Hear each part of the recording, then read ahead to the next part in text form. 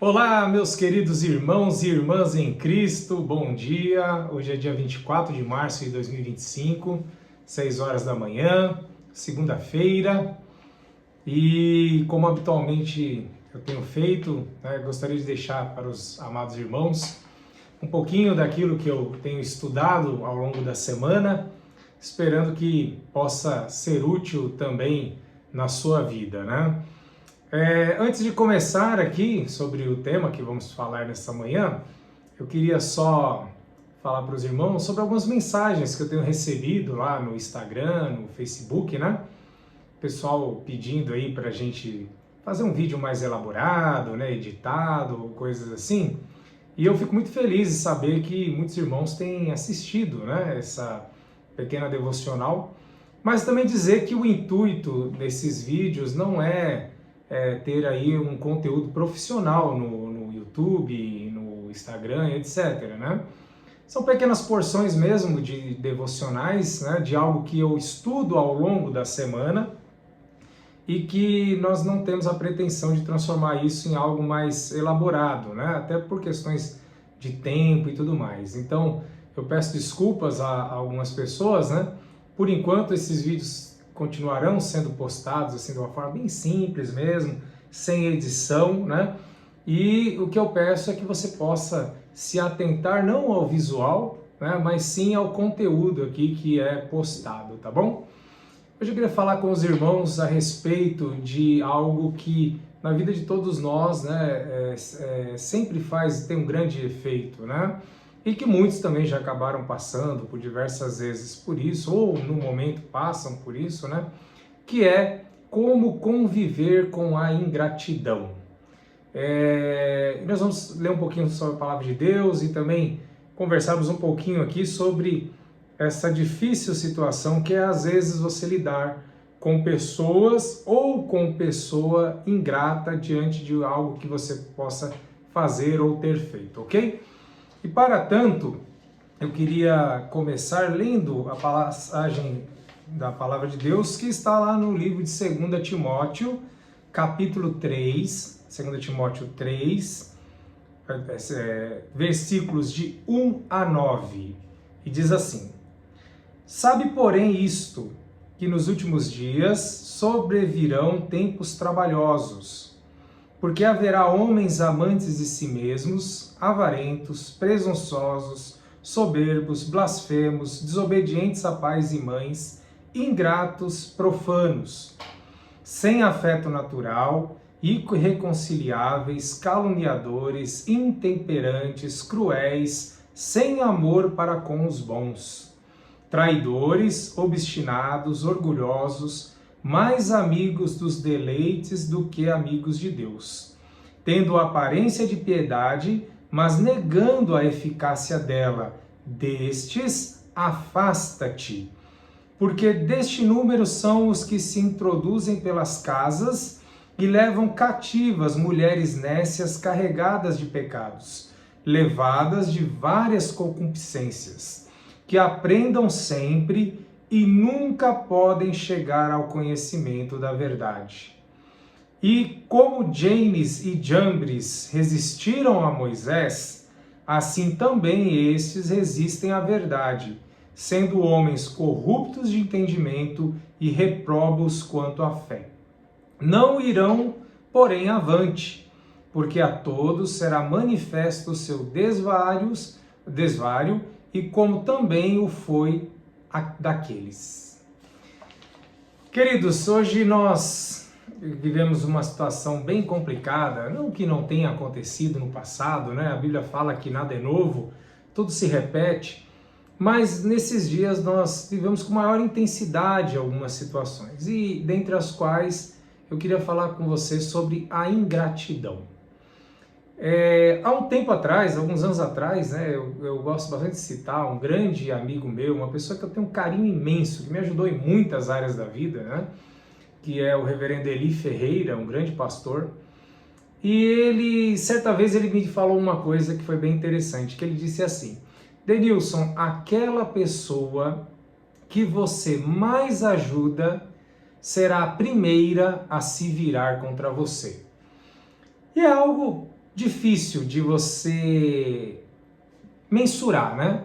Como que eu posso me dedicar a ajudar uma pessoa que num momento, numa dificuldade, precise de ajuda, e eu vou lá e me dedico, eu ajudo, muitas vezes coloco dos meus bens, dos meus recursos financeiros, ou invisto o meu tempo, ou eu dou um conselho, ou eu ajudo de qualquer forma que seja, né, suprindo a necessidade daquela pessoa naquele momento, e em dado momento aquela pessoa se vire contra mim.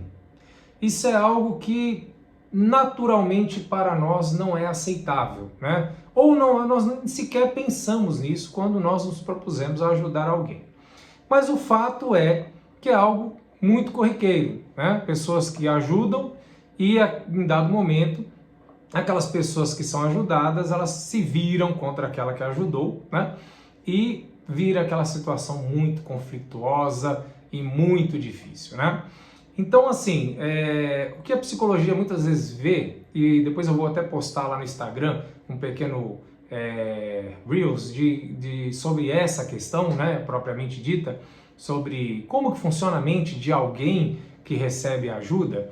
Mas o que nós temos visto é que no primeiro momento, quando uma pessoa recebe uma ajuda, sim, ela se sente bem porque ela, de certa forma, teve ali suprida aquela necessidade, algo que estava ali complicando muito a sua vida e ela realmente precisava de ajuda, né? Só que, o que tem havido na mente das pessoas? Num segundo problema, ela espera que você também resolva os problemas dela. E ela também espera aquela ajuda de você. E aí você ajuda ou ajuda menos, e aí aquela pessoa acaba criando de você uma dependência.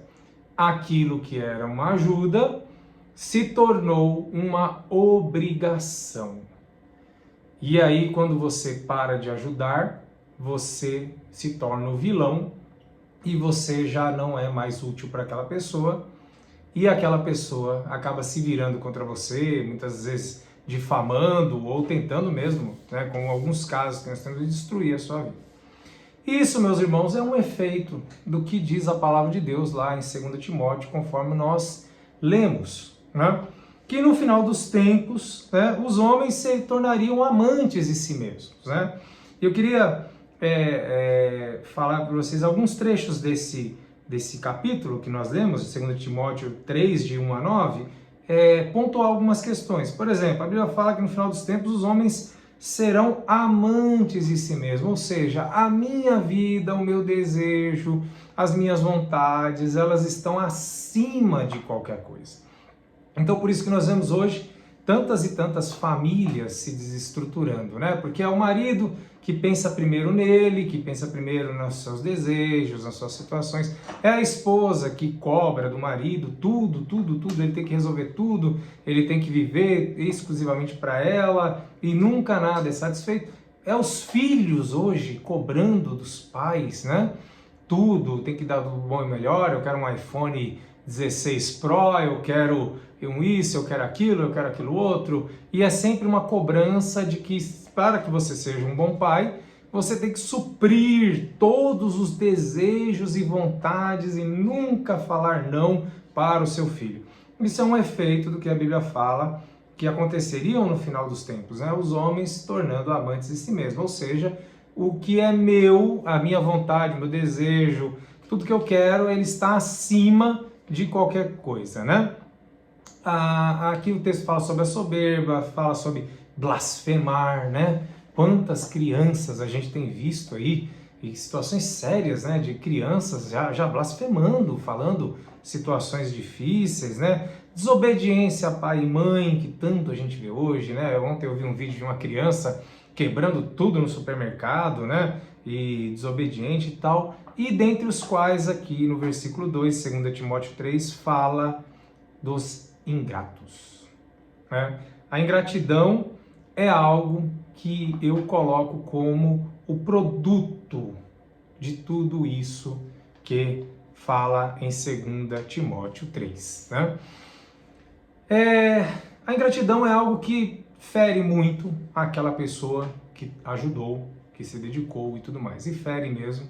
E por quantas e quantas vezes nós temos visto pessoas se afastarem da igreja, pessoas se afastarem das suas famílias, pessoas se afastarem de amigos, né?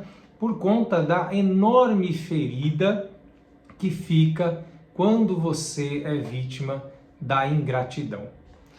Mas como que nós podemos lidar com a ingratidão? Num momento em que nós vivemos ali essa passagem para o final dos tempos, né? Como que nós podemos mudar a sociedade, nós podemos convencer as pessoas de que elas não devem ser ingratas, que elas precisam ter gratidão, porque acima de tudo elas estão sendo gratas a Deus, né? E não só aquela pessoa que fez aquilo lá. Mas como que nós podemos, né, viver isso e lidar com isso, com essa ingratidão num momento tão difícil? Será que nós podemos mudar a cabeça das pessoas? E será que nós podemos convencê-las de que elas não podem viver dessa forma, como está lá em 2 Timóteo 3, né? Deixando de ser pessoas impiedosas, né? E tudo mais e tal. Aliás, aqui no versículo 5 diz assim: tendo aparência de piedade, mas negando a eficácia dela. Quantas vezes nós vemos aquela pessoa piedosa, amorosa, aquela pessoa, né, cheia de que gosta de mostrar aquela imagem de que se preocupa com os outros, mas é só você dar um pisãozinho no calo que a pessoa revela que tudo aquilo é uma enorme farsa e se vira contra você também, né? Mas como nós podemos lidar com isso? Será que nós podemos mudar a mente das pessoas? Olha, meus amados, eu vou dizer para vocês que é algo muito difícil a gente conseguir convencer as pessoas da verdade, porque como o próprio texto aqui diz, né, que essas pessoas elas vão deixar de lado a verdade, né? Elas não vão levar em consideração a verdade, elas vão viver aquilo que melhor lhe parece, né? E principalmente hoje, no momento que nós vivemos a mentira da hipergraça e a mentira da qualidade de vida, né? Que você deve buscar a qualidade de vida acima de tudo, e as pessoas não trabalham mais, as pessoas não se dedicam, as pessoas não correm atrás, porque todo mundo tem que servir a todo mundo, o governo tem que dar tudo para todo mundo, os pais têm que dar tudo para seus filhos, os maridos têm que dar tudo para suas esposas. Então é a mentira da qualidade de vida, onde as pessoas querem ter uma qualidade de vida, mas pararam de buscar, de trabalhar, de se dedicarem e de conquistar aquilo com as suas próprias mãos, né? Mas se as pessoas não concordam com a verdade e as pessoas estão sendo conduzidas cada dia mais ao que diz aqui em 2 Timóteo, como que eu posso conviver com isso e não me magoar ou me ferir a ponto de, como eu ouvi uma pessoa um tempo atrás que conviveu com uma pessoa muito difícil e disse assim que aquela pessoa conseguiu tirar o brilho de servir a Cristo. Olha que situação. Como nós podemos? Eu queria ler para você um trecho que está lá em Lucas, capítulo 6, versículo 35, que diz assim: amai, pois, os vossos inimigos, fazei bem e emprestai, sem nada esperardes de volta, e será grande a vossa recompensa, e sereis filhos do Altíssimo, porque Ele é bondoso para com os ingratos e maus. Aqui está a solução de como lidar com pessoas ingratas. É que quando você for fazer algo por alguém, você tem em mente de que aquela pessoa pode ser ingrata na sua vida. E você já faça sem esperar nada em troca. Se uma pessoa precisar e você tiver condições de emprestar o dinheiro, empreste, mas na sua mente já ciente de que na verdade você deu. Se aquela pessoa lhe devolver, você ganhou. Se não, para você mesmo e de você com Deus, você não há de ficar, porque na verdade você deu a ela aquele valor e aquilo não te faz falta. Por isso que é necessário nós avaliarmos se nós podemos ou não fazer tais coisas, porque é muito melhor que você empreste, mas dando àquela pessoa. Se ela não devolver, você doou algo e aquilo não vai te ferir, né? E a Bíblia fala também que quando você faz isso sem esperar nada em troca, nada de volta, grande será a vossa recompensa.